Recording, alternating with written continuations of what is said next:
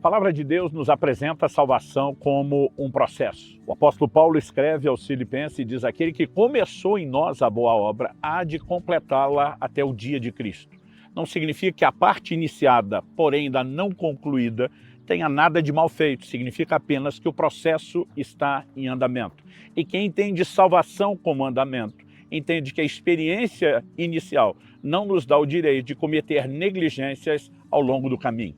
O Senhor Jesus fala de uma porta estreita. Depois de passarmos pela porta, trilhamos um caminho que é igualmente estreito, que por sua vez tem um destino, um alvo final, a vida eterna. A experiência da porta é a conversão. A experiência do caminho é de progressão. Quando passamos pela porta e nos convertemos, temos uma santificação inicial.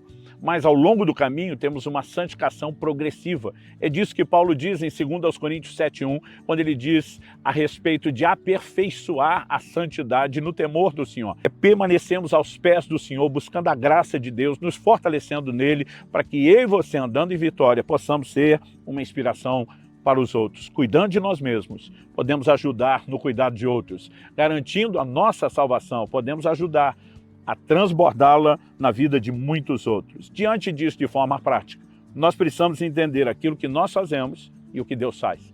Paulo diz: o que está em pé, cuide para que não caia. Então, ao declarar isso em 1 Coríntios 10:12, ele está falando da nossa responsabilidade. O que está em pé é que tem que cuidar. E se não houvesse possibilidade de cair, não haveria necessidade de uma advertência ao que está em pé para que ele cuide para não cair. Por outro lado, embora Deus nos responsabilize, ele não nos abandona na responsabilidade que nos confiou. Judas, capítulo único, verso 24, diz: ora, aquele que é poderoso para vos guardar de tropeçar. O Deus está dizendo: cuida para você não cair. Ele também diz: eu quero te ajudar para que você não tropece. Em outras palavras, aliás, depois de dizer em 1 Coríntios 10:12, o que está em pé, cuide para que não caia, o verso seguinte diz: não vos sobreveio tentação que não fosse humana. O texto diz que Deus é fiel e que Ele não permitirá uma tentação maior do que aquela que nós podemos resistir. Pelo contrário, a Bíblia diz: junto com a tentação, Ele proverá livramento. Então temos a parte de Deus, que são recursos oferecidos àqueles que Ele responsabilizou. Ou seja, precisamos fazer a nossa parte, mas não estamos excluindo Deus. Mas também não vamos achar que Deus fará sozinho, sem a nossa parte. Confiando o tempo todo na graça e no socorro de Deus, porque não vencemos o pecado e tentações apenas por determinação e força humana.